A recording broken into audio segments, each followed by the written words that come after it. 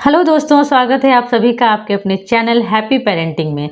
आज के इस वीडियो में मैं आपको बताने वाली हूं कि कैसे आप चुटकी में अपने बच्चों को टाइम यानी कि वॉच देखना सिखा सकते हैं। तो चलिए ज़्यादा समय ना लेते वीडियो को शुरू करते हैं। अगर आप भी अपने बच्चे को घड़ी देखना सिखाना चाहती हैं तो उसके लिए आपको सबसे पहले बच्चों को कुछ इंपॉर्टेंट बातें बतानी पड़ेंगी। सबसे पहले तो अपने बच्चे को बताएं कि बेटा, घड़ी में जो दो सुई होती है, एक छोटी वाली और एक बड़ी वाली, ये घड़ी के दो हाथ है। छोटा वाला जो हाथ है वो बताता है कितना घंटा हुआ है और जो बड़ा वाला हाथ है वो बताता है कि कितना मिनट हुआ है। ठीक है। इसके अलावा दो सुई और होती हैं जो कि सेकंड की होती हैं, जो कि टिक टॉक कंटिन्यू चलती रहती हैं। तो उन्हें बेसिकली काउंट नहीं करना। बेसिकली हमें काउंट किसे करना है? छोटी सुई और बड़ी सुई को। छोटी सुई क्या बताती है? घंटा यानी कि आवर्स। और बड़ी सुई क्या बताती है? मिनट यानी कि कितने मिनट हुए हैं। और जो सुई लगातार टिक टॉक चलती रहती है वो होती है सेकंड की सुई। अब आपको बच्चे को समझानी है कि बड़ी वाली सुई अगर 12 पे हो यानी कि 12 पर हो और छोटी वाली घड़ी की सुई कहीं पर भी हो तो उतने बजते हैं। जैसे यहाँ पर छोटी सुई किस पर है? 3 पर है, लेकिन बड़ी सुई कहाँ है? 12 पर। इसका मतलब कितने बजे? 3 बजे। अब यही सुई अगर चली जाएगी 12 पर, छोटी सुई भी 12 पर है और बड़ी सुई भी 12 पर है, तो कितने बज गए? 12। यानी कि बड़ी सुई जब 12 पर होती है तो छोटी सुई जहां कहीं भी हो उतने ही बजते हैं।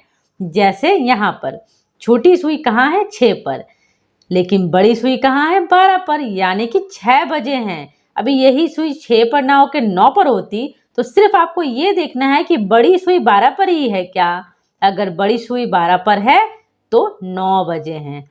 यानी नीट एंड सिंपल बच्चे को समझाइए कि बड़ी सुई जब 12 पर हो तो छोटी सुई जहां कहीं पर भी होती है उतने ही बजे होते हैं। अब आपको बच्चे को समझाना है आधे घंटे का हिसाब। मतलब आधा घंटा कब होता है? 12:30, 1:30, 2:30, 3:30, 4:30। ये जो आधा घंटा होता है ये कब होता है और कैसे होता है? जैसे बड़ी सुई वाली मैंने बताई, सेम यहाँ पर है। बड़ी सुई जब 6 पर हो, बड़ी सुई जब 6 पर हो तो छोटी सुई जहां कहीं भी हो उसका आधा बजता है। यानी यहाँ 3 है तो 3 और आधा यानी कि 3:30 बज गए। अगर यही छोटी सुई होती 9 पर और बड़ी सुई 6 पर तो कितने बज गए? 9:30 बज गए। ये बड़ी सुई है 6 पर और छोटी सुई है 12 पर, मतलब 12:30 बज गए।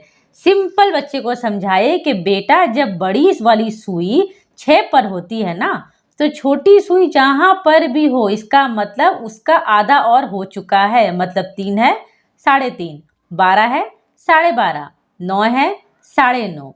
अब यहाँ पे आपको एक इम्पॉर्टेंट बात बच्चे को बतानी है कि जैसे 1:30 है, 1:30 बजता है, 1:30 नहीं बजता।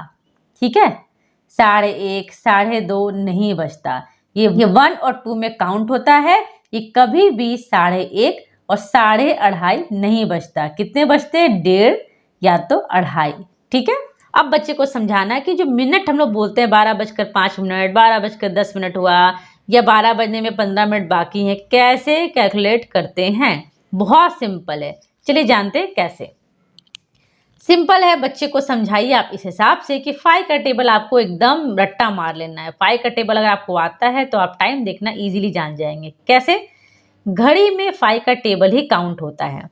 छोटी का जो सुई है वो अगर 2 पर है या कहीं और भी है और बड़ी सुई 5 पर है, हमें सिर्फ टेबल पढ़ना है। 5 1 जा 5, 5 2 जा 10, 5 3 जा 15, 5 4 जा 20, 5 5 जा 25। यानी कि 2:25। कितना बज गया? 2:25। कैसे काउंट किया मैंने? छोटी सुई जहां पर भी है उतने बज चुके हैं और बड़ी सुई जहां भी रहे, आप सिर्फ 5 का टेबल पढ़ लो। 5 पर है 5, 5 5 जा 25। अभी यही सुई अगर 5 पर ना होकर 7 पे हो तो कैसे काउंट करेंगे? देखिए छोटी सुई कहाँ है? 10 पर है, यानी कि 10 तो बजे ही बजे हैं। ठीक है। बड़ी सुई कहाँ है? 7 पर। 5 7 जा क्या होता है? 5 7 जा 35, यानी कि 10:35। ठीक है। इस तरह से मिनट काउंट करते हैं। सिर्फ टेबल आपको इंटू कर लेना है, टेबल पढ़ लेना है। 7 पर है तो 5 7 जा। अगर यही सुई 7 पे ना हो करके होती 5 पर या 4 पर तो उतना पड़ता है। जैसे यहाँ पर 12 पर है छोटी सुई, तो 12 तो बज ही गए हैं। अब बड़ी सुई कहाँ है? 4 पे, या 5 ही मान लेते हैं। तो कितना हो गया? 5 5 25, 12:25 या 12:12 तो बज ही गए, प्लस 25 मिनट और हो गए। ठीक है। अब जैसे यहाँ पर बड़ी वाली सुई कहाँ है? 11 पर, और छोटी वाली सुई कहाँ है? 3 पर, यानी कि 3 तो बजे ही बजे हैं। कितने मिनट हुए हैं? बच्चे से जब आप पूछिएगा कि बेटा कितने बजकर कितने मिनट हुए, तो खुद ब खुद बताएगा मम्मा छोटी सुई तो 3 पर है, यानी कि 3 तो बज चुके ही हैं। बड़ी सुई है 11 पर, यानी कि कितना हो गया? 55। ठीक है। 5 10 50 हुआ ही, उसमें 5 जब ऐड करेंगे तो क्या होता है? 55, यानी कि मम्मा 3:55 हो चुके हैं। ठीक है। इस तरह से बच्चा आपको खुद ब खुद बता देगा। जैसे यहाँ पर एक डायग्राम और है, देखिए आप, छोटी सुई है 5 पर, बड़ी सुई है 11 पर, तो कितने बजकर कितने मिनट? 5:55। ठीक है। यहाँ पर मैं आपको ध्यान पे लाना चाहूंगी कि बच्चे को आप ये भी समझाएं कि छोटी सुई मान लो यहाँ ना 6 पर है ना 5 पर है, बीचों बीच है, तो आप क्या करेंगे? अब बच्चा कंफ्यूज हो जाएगा कि सुई तो बीचों बीच है, ना तो 5 पर है ना तो 6 पर है, मतलब कितना बजकर कितना मिनट हुआ? कोई कंफ्यूजन नहीं है। जब तक सुई 6 पर नहीं जाती उसको 5 ही मानेंगे, 5 ही मानेंगे। जब तक सुई 6 पे नहीं जाती, सुई जिधर है जब तक इस तक नहीं पहुंचती उसको इतना ही मानेंगे, मतलब 5 बजकर कितने मिनट? 5 1 5, यानी कि 5:05। ठीक है। यहाँ पर देखिए सेम है, 4 पर है छोटी सुई और बड़ी सुई है 2 पर। 5 2 10, यानी 4:10। सिंपल है। यहाँ देखिए छोटी सुई कहाँ है? 8 पर, और बड़ी सुई कहाँ है? 3 पर। 5 3 15, यानी कि 8:15, 8:15। सिंपल। एक चीज सिर्फ समझा दीजिएगा कि अगर सुई बीच में हो, मान लो ना 3 पर है ना 4 पर, ये बीचों बीच आ गई, तो कितना पढ़ेंगे इसको? इसको 4 नहीं पढ़ेंगे, इसको 3 ही पढ़ेंगे। क्यों? क्योंकि अभी तक 4 पे गई कहाँ है। जब ये 4 पे जाएगी तब तो 4 कहलाएगी, जब तक ये 4 पे नहीं गई ये 3 ही कहलाएगी। अगर ये 4 पे होती तो जब तक 5 पे नहीं जाती 4 ही कहलाती। ठीक है। तो ये थे वो बहुत ही आसान तरीके जिसकी मदद से आप अपने बच्चों को घड़ी देखना बहुत ही आसानी से सिखा पाएंगे।